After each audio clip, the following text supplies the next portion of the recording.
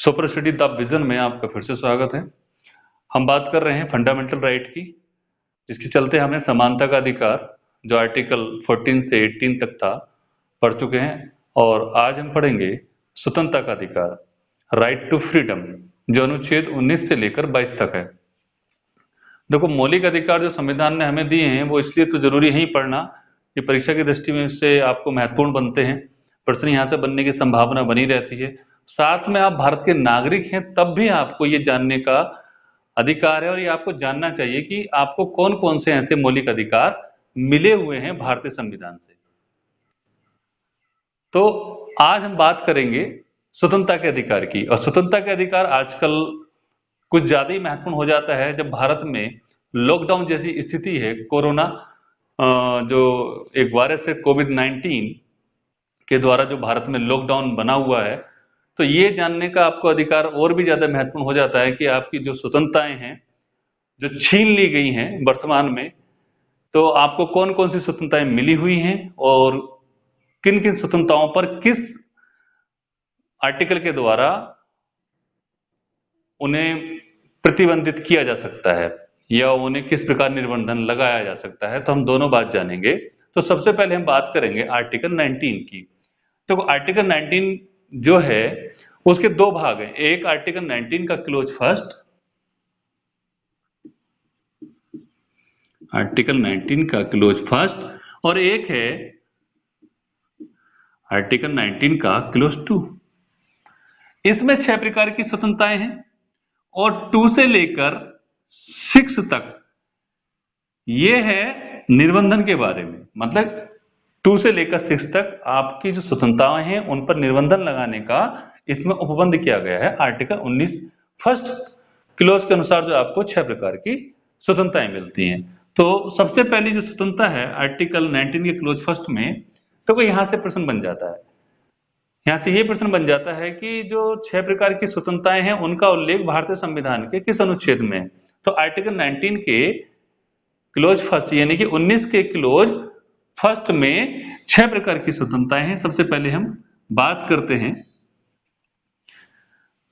का की, फिर बात करेंगे हम खा, फिर गा, फिर घा, फिर डे,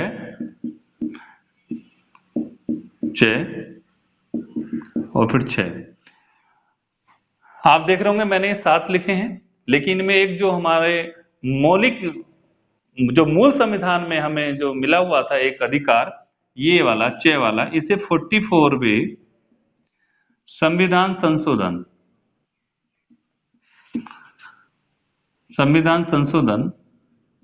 1978 द्वारा खत्म कर दिया गया है, यहां से निश्चित कर दिया गया था। ये फिलहाल वर्तमान में जो हमें स्वतंत्रताएं मिली हुई हैं वो 6 प्रकार की स्वतंत्रताएं हैं। वो कौन कौन सी हैं? पहली है वाक एवं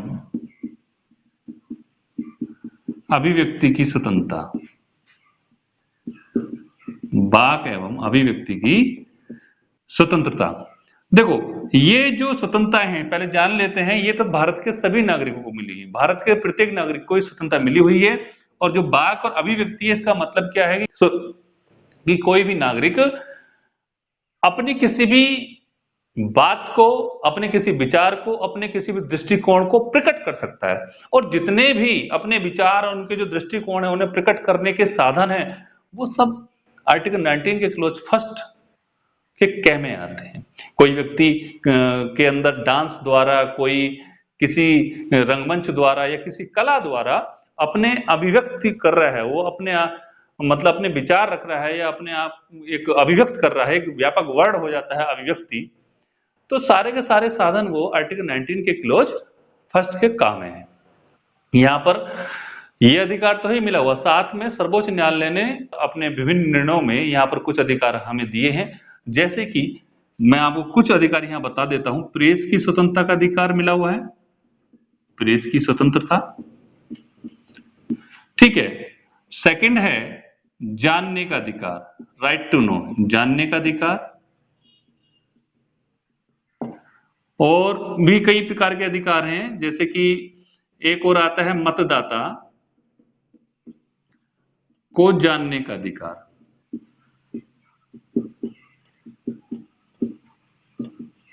मतलब जो मतदाता है वो अपने उम्मीदवार के बारे में, उसकी शैक्षिक योग्यताएं क्या है, या उसके ऊपर कोई ऐसा केस तो नहीं है, या वो किसी की देनदारी तो नहीं है, या वो कोई ऐसा आपराधिक रिकॉर्ड तो नहीं है, ये जानने का अधिकार है मतदाता को अपने किसी उम्मीदवार को। आर्टिकल 19 के क्लोज फर्स्ट के काम है। और यहां पर एक और महत्वपूर्ण अधिकार है, मौन रहने का अधिकार। मौन रहने का अधिकार, आपने देखा होगा जब राष्ट्रीय गान होता है तो चुप रहते हैं, लेकिन मौन रहने का अधिकार मतलब ये जो अधिकार मिला हुआ है आपको, राज्य इस पर युक्ति युक्त प्रतिबंध लगा सकती है। अब ऐसा तो है नहीं कि आप इस अधिकार को अपने घर में इस्तेमाल करोगे, मम्मी ने कुछ कहा और आप इस अधिकार को इस्तेमाल कर रहे हो, तो वहां तो फिर आपको पता है क्या होगा। और यहां पर एक अधिकार और आ जाता है, राष्ट्रीय ध्वज फहराने का अधिकार। राष्ट्रीय ध्वज फहराने का अधिकार ये भी आपको मिला हुआ है जिंदल केस 2004 में, कि राष्ट्रीय ध्वज, आप कोई भी व्यक्ति राष्ट्रीय ध्वज को अपने घर, छत, कहीं भी फहरा सकता है, बशर्ते वो कटा फटा ना हो, जला हुआ ना हो, कुछ कंडीशंस हैं, ठीक है। तो ये सब आपको अधिकार मिले हुए हैं, लेकिन साथ में भारतीय संविधान कहता है कि आर्टिकल 19 के क्लोज 2 के अनुसार, भारत की एकता एवं अखंडता और लोकहित में आर्टिकल 19(2) के अनुसार प्रतिबंध लगा सकते हैं। आगे बात समझ में, ये अधिकार तो मिले हुए हैं, लेकिन साथ में ये भी दिया हुआ है जो आर्टिकल 19 का क्लोज 2 है कि इसके अनुसार इन पर प्रतिबंध, युक्ति युक्त प्रतिबंध लग सकता है।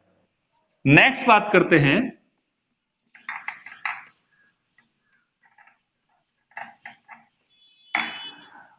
नेक्स्ट आता है आर्टिकल 19 का क्लोज फर्स्ट का खा। इसमें है शांतिपूर्वक सभा एवं सम्मेलन करने का अधिकार।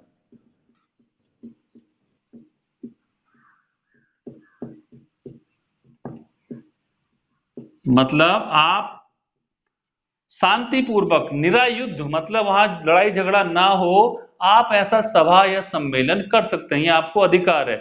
लेकिन इस पर भी राज्य आर्टिकल 19 के क्लोज 3 के अनुसार प्रतिबंध लगा सकता है। प्रतिबंध, युक्ति युक्त प्रतिबंध लगा सकता है। आपने सुना होगा जब 2019 में लोकसभा के चुनाव थे तो पश्चिम बंगाल में जो गवर्नमेंट है, वहां पर ममता बनर्जी जो मुख्यमंत्री हैं, उन्होंने भाजपा की रैली के लिए मना कर दिया था कि यहां लोकहित की वजह से रैली की अनुमति नहीं दी थी भाजपा के लिए पश्चिम बंगाल में। तो ये अधिकार है आर्टिकल 19 के 3 क्लोज के अनुसार, अधिकार आपको मिले हुए हैं, लेकिन इन पर युक्ति युक्त प्रतिबंध भी लग सकता है। सेकंड आता है, थर्ड आता है आर्टिकल 19 का क्लोज है संगम या संघ एवं सहकारी समिति भी इसमें आता है। ये सहकारी समिति वाला वर्ड जो जोड़ा गया था 97 बार संविधान संशोधन हुआ था 2011 में, उसमें जोड़ा गया था संगम, संघ या सहकारी समिति बनाने का अधिकार, बनाने का अधिकार। देखो ये काफी महत्वपूर्ण हो जाता है, क्योंकि ये वही आर्टिकल है जिसके द्वारा भारत में राजनीतिक दल, सोसाइटीज, फार्म, कंपनीज आदि की स्थापना की जाती है। ये भारतीय संसदीय लोकतंत्र का एक आधार वाला आर्टिकल है, आर्टिकल 19 का क्लोज फर्स्ट का गे, कि कोई भी पार्टी बना सकता है, राजनीतिक दल बना सकता है, कंपनी बना सकता है, सोसाइटीज बना सकता है, ठीक है। लेकिन यहां पर भी राज्य आर्टिकल 19 के क्लोज 4 के अनुसार प्रतिबंध लगा सकता है। प्रतिबंध, थोड़ा मेरा राइटिंग आप समझने की कोशिश करिएगा, जो मैं बोल रहा हूं उससे समझने की कोशिश करिएगा। आर्टिकल 19 का क्लोज 4 के अनुसार यहां भी राज्य प्रतिबंध लगा सकता है। नेक्स्ट आते हैं, जो चौथा स्वतंत्रता का अधिकार है वह है संपूर्ण भारत में घूमने की स्वतंत्रता। ये काफी महत्वपूर्ण है। मतलब आप घूम सकते हैं कहीं भी, पूरे भारत में कभी भी कहीं भी घूम सकते हैं, लेकिन फिलहाल कोरोना की वजह से तो आप अपने घर से भी नहीं निकल सकते, वो अलग बात है। क्योंकि राज्य को यह अधिकार है कि लोकहित में और जनजातीय हितों के संरक्षण के लिए आर्टिकल 19 का क्लोज 5 के अनुसार प्रतिबंध लगा सकती। प्रतिबंध, यहां पर भी प्रतिबंध। इतना आया समझ में। नेक्स्ट बात करते हैं, जो 5वां स्वतंत्रता का अधिकार है वह कौन सा है? संपूर्ण भारत में निवास करने की स्वतंत्रता। निवास करने की स्वतंत्रता मतलब आप पूरे भारत में कहीं भी रह सकते हैं। फिलहाल तो आप कहीं भी रह सकते हैं। अब वर्तमान में जब मैं ये वीडियो बना रहा हूं इस समय, क्योंकि इससे पहले जो जम्मू कश्मीर था वो एक अपवाद था, लेकिन अब वहां भी जम्मू कश्मीर से जो विशेष राज्य का दर्जा मिला हुआ था आर्टिकल 370 के द्वारा, 370 के द्वारा और 35A, वहां से हटा दिया गया है। तो अब आप जम्मू कश्मीर में भी रह सकते हैं, उसके लिए कुछ प्रावधान किए गए हैं। तो आप संपूर्ण भारत में कहीं भी रह सकते हैं, निवास कर सकते हैं। लेकिन इसमें भी राज्य आर्टिकल 19 का क्लोज 5 के अनुसार साधारण जनता के हित में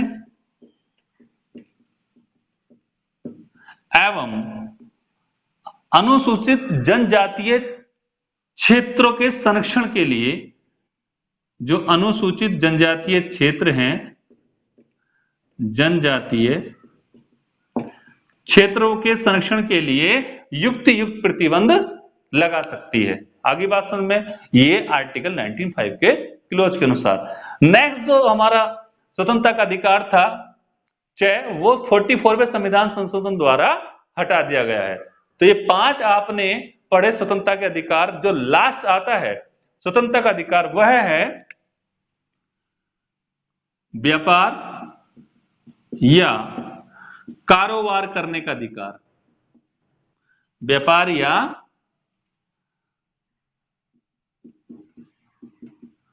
कारोबार करने का अधिकार ये मिला हुआ है भारत के नागरिकों के लिए कि वो कोई भी व्यापार कर सकते हैं, लेकिन राज्य उन पर तकनीकी अहर्ता नहीं है, उसके आधार पर प्रतिबंध लगा सकता है। मतलब राज्य को यह अधिकार है कि वो तकनीकी अहर्ता के संबंध में इस पर प्रतिबंध आर्टिकल 19 का क्लोज 6 के अनुसार प्रतिबंध लगा सकता है। प्रतिबंध, सपोज करो यदि आप डायरेक्ट बैठ गए एक कोई भी मतलब दुकान खोलकर डॉक्टर की, और आपके पास कोई डिग्री है नहीं, सर्टिफिकेट नहीं है, तब आप क्या करेंगे? तो राज्य को अधिकार है कि किस आधार पर आप कोई भी काम कर सकते हैं। तकनीकी अहर्ता पर राज्य यहां पर प्रतिबंध लगा सकता है। तो ये थे 6 प्रकार की स्वतंत्रताएं। आपने समझी होंगी, उम्मीद करता हूं आपके समझ में आई होंगी। जो आर्टिकल 19 के क्लोज फर्स्ट में 6 प्रकार की स्वतंत्रताएं हैं। अब हम बात करते हैं आर्टिकल 20 की। मैं इसे मिटा देता हूं।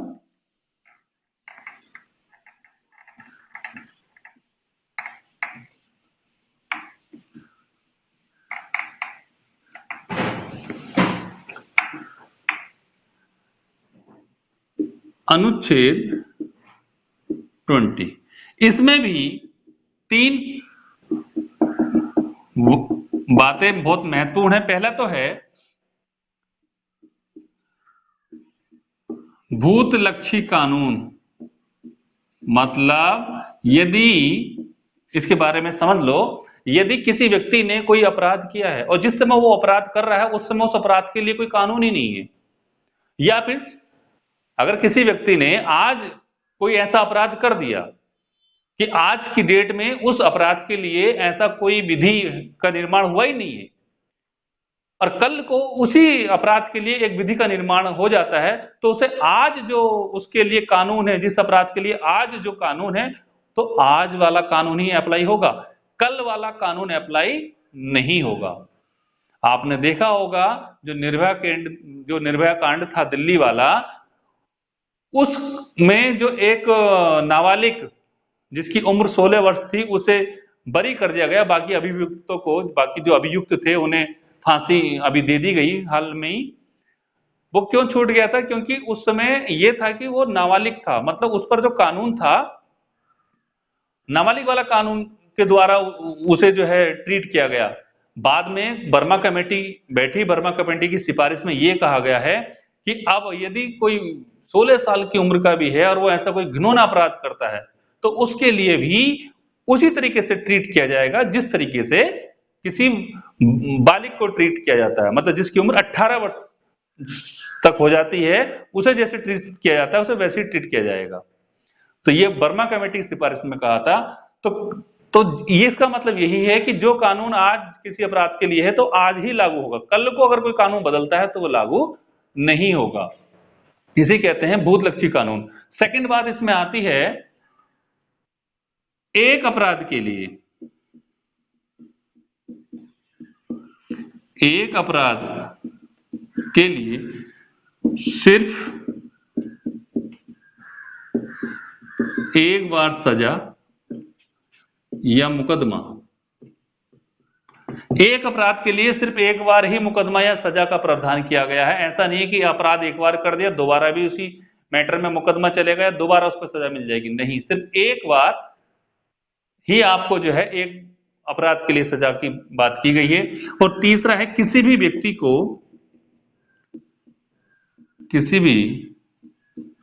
को स्वयं के विरुद्ध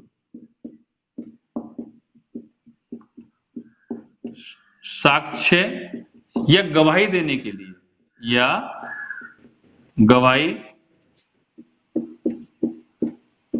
के लिए बाध्य नहीं किया जा सकता, बाध्य नहीं किया जाएगा। मतलब ऐसा नहीं है आप किसी ने कोई अपराध किया है या नहीं किया है उसे स्वयं के विरुद्ध ही बोले आप जो है खुद को गवाही दो। हालांकि वो अलग बात है, यदि वो अपनी स्वेच्छा से गवाही देना चाहता है स्वयं के विरुद्ध तो दे सकता है, लेकिन उसे बाध्य कानून के द्वारा नहीं किया जाएगा, ये आप समझ लो। तो ये था आर्टिकल 20। अब जो मैं बात करूंगा वो बात करूंगा आर्टिकल 21 की।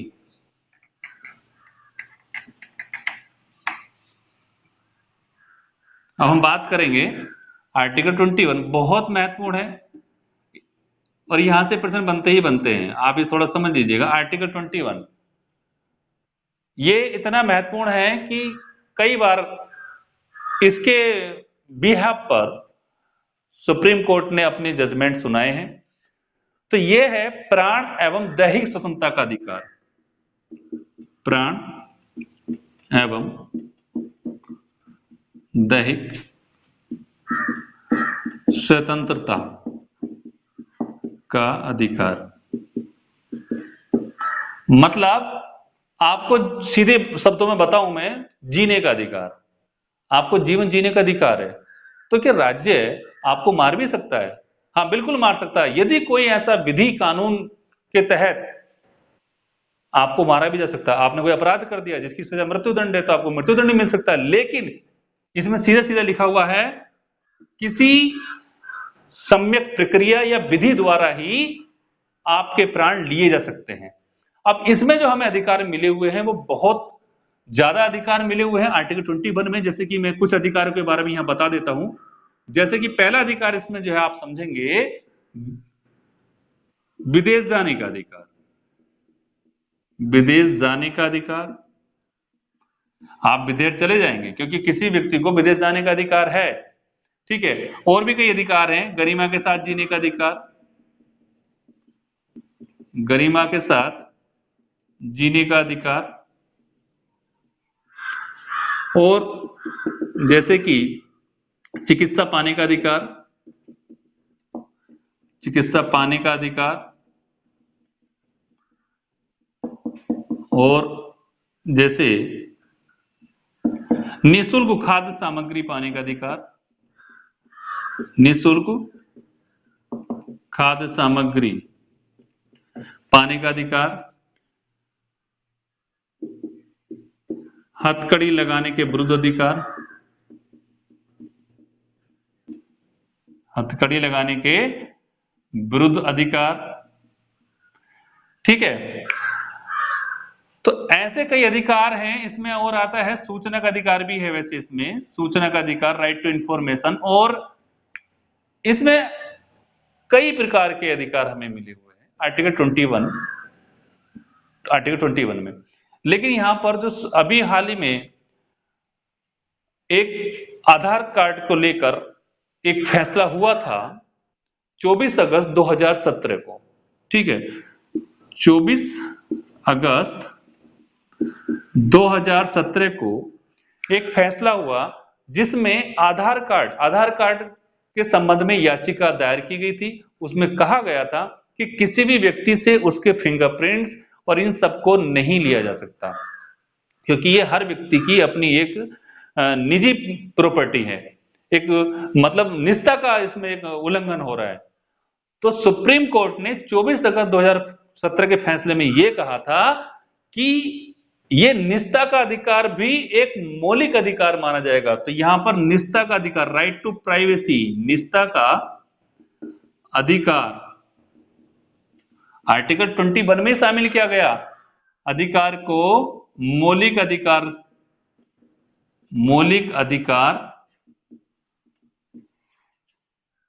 का दर्जा दिया गया, मौलिक अधिकार का दर्जा दिया गया। किसे दिया गया? निजता के अधिकार को, राइट टू प्राइवेसी को। 24 अगस्त को 2017 को 9 जजों की बेंच बैठी थी और ये फैसला दिया था। हालांकि बाद में सरकार एक बिल लेकर आई कि आधार कार्ड के पीछे उसने अपने तर्क दिए हैं। उस बिल को पास करने के बाद उन्होंने आधार कार्ड की जो वैल्यूएशन है कहां कहां पर लागू होगा, कैसे लागू होगा, उसके बारे में उन्होंने एक बिल पास किया है सरकार ने। और यहीं पर और महत्वपूर्ण अधिकार आते हैं, जैसे कि आपको जीवन जीने का अधिकार तो है ही, आप समझ रहे हैं, आपको जीवन जीने का अधिकार तो है ही। क्या आपको मरने का अधिकार है? क्या आपको मरने का अधिकार है?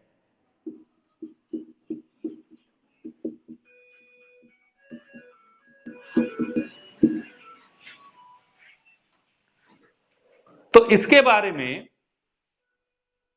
मरने के अधिकार में सुप्रीम कोर्ट ने 9 मार्च 2018 को 5 जजों की बेंच बैठी थी।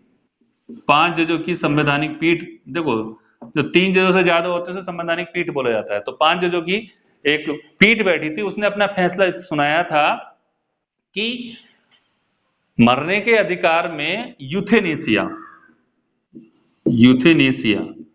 देखो यूथेनेसिया वर्ड भी बड़ा महत्वपूर्ण है, ये ग्रीक भाषा का एक शब्द है। तो यूथेनेसिया में जो है, एक तो है पैसिव यूथेनेसिया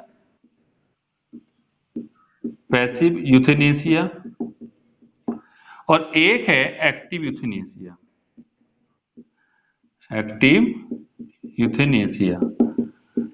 तो सुप्रीम कोर्ट ने 9 मार्च 2018 को, जिसे लिविंग विल भी कहते हैं, एक मतलब फैसला सुनाया था कि पैसिव यूथेनेसिया के तहत किसी को मृत्यु दी जा सकती है। मतलब अगर कोई व्यक्ति ऐसे रक्षा उपकरण पर है और डॉक्टरों के एक पैनल ने यह बता दिया है कि वो सही नहीं हो सकता, उसकी जो स्थिति है लाइलाज कोमा जैसी स्थिति हो गई है, तब उस आधार पर उसके रक्षा उपकरण हटा लिए जाएंगे, जिससे उसे मृत्यु मिल सकती है। जबकि एक्टिव यूथेनेसिया में बाहर से कोई भी, जैसे कि जहर का इंजेक्शन लगाने जैसा बात इसमें बताई गई है, इसकी अनुमति भारत में नहीं है, सिर्फ पैसिव यूथेनेसिया के तहत। उसमें भी एक डॉक्टर का पैनल है, कई कंडीशंस हैं, ठीक है। तो मरने का अधिकार तो है, लेकिन उसके लिए कुछ शर्तें हैं। और नेक्स्ट बात करते हैं यहीं पर राइट टू एजुकेशन, शिक्षा का अधिकार।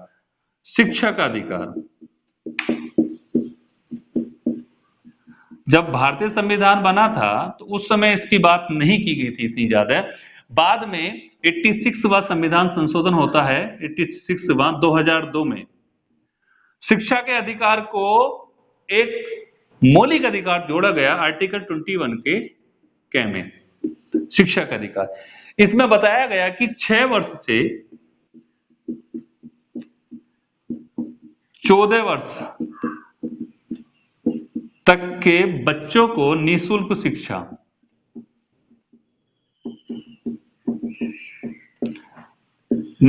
शिक्षा देने की बात कही गई आर्टिकल 21 के कै में। और ये यहां से कई बार प्रश्न बना है, इसलिए मैं यहां पर महत्वपूर्ण इंपोर्टेंट लिख देता हूं। कई बार प्रश्न ये जो है यूपीएससी की परीक्षा हो, यहां तक कि सीटेट जैसी परीक्षाओं में भी यहां से कई बार प्रश्न पूछ लिया जाता है कि जो शिक्षा का अधिकार है वो किस आर्टिकल में है। तो 21 का में है। आपने समझा 21 आर्टिकल हमने समझा जो प्राण और दैहिक स्वतंत्रता के अधिकार से संबंधित है, उसमें क्या क्या अधिकार शामिल है। अब जो मैं बात करूंगा स्वतंत्रता के अधिकार की, जो सबसे आखिर लास्ट स्वतंत्रता के बारे में है, वह है आर्टिकल 22 अनुच्छेद 22। अनुच्छेद 22 कहता है गिरफ्तारी एवं निरोग से संरक्षण, गिरफ्तारी एवं निरोग से संरक्षण। समझ गया? आर्टिकल 22 यही कहता है। तो गिरफ्तारी एवं निरोग से संरक्षण आर्टिकल 22। लेकिन जो गिरफ्तारी है वो दो प्रकार की गिरफ्तारी है। पहली गिरफ्तारी है सामान्य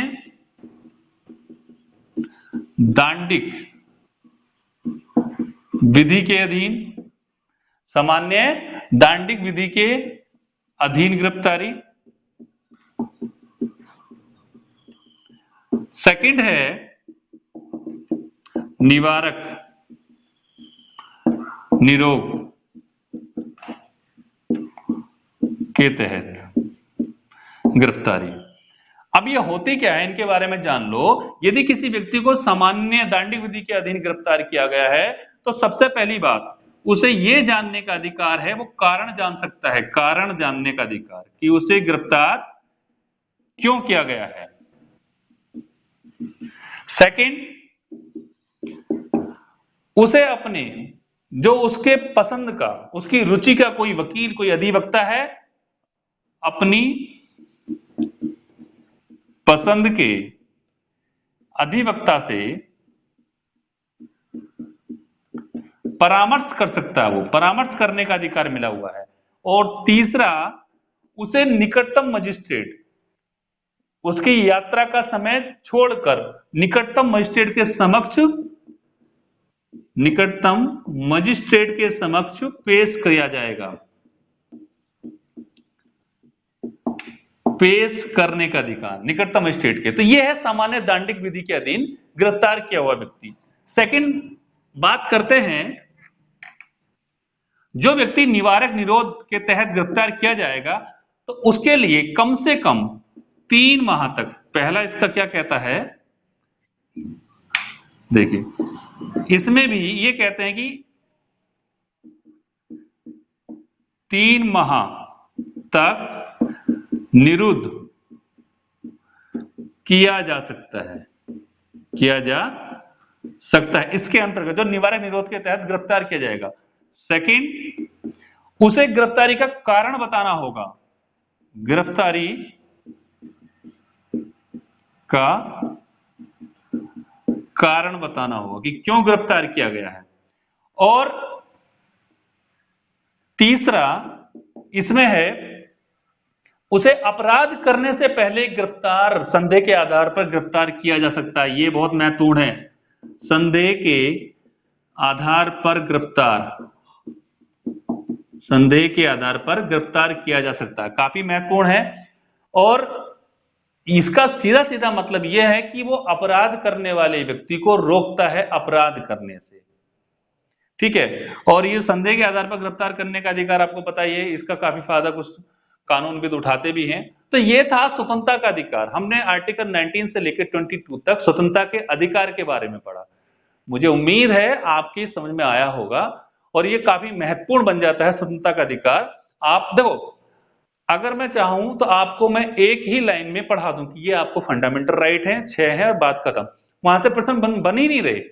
जो शिक्षाविद बैठे हैं, जो आपका पेपर सेट करने वाले बैठे हैं, आजकल वो बहुत डीपली पूछ रहे हैं कई परीक्षाएं जो हुई है, ये उदाहरण है परीक्षाएं कि पेपर में बहुत ज्यादा डीपली पूछना शुरू कर दिया है, क्योंकि लुसेंट वगैरह तो सब बच्चों ने पढ़ ली है। ऐसी बुक्स जिसमें हल्का फुल्का लिखा हुआ है, ऐसी बुक तो सब बच्चे पढ़ चुके हैं, लेकिन जब प्रश्न आते हैं तो बच्चे कहते हैं कि ये प्रश्न कहां से आया है। तो इसलिए थोड़ा डीपली समझिएगा कि किस आर्टिकल में क्या बताया गया। और मैं आपको प्रत्येक लेक्चर में यही बताने की कोशिश करता हूं कि आप समझो कि आपको खाली ये नहीं जानना है कि हाँ आपका सिलेबस क्या है, आपको ये भी जानना है उस सिलेबस में हमें पढ़ना क्या है। और मैं उम्मीद करता हूं आप इसे अच्छे से याद करेंगे और आने वाली परीक्षाओं में आप अच्छे से अपना प्रदर्शन भी करेंगे। तो आज के लिए इतना ही, मिलते हैं फिर नेक्स्ट वीडियो में। थैंक्स।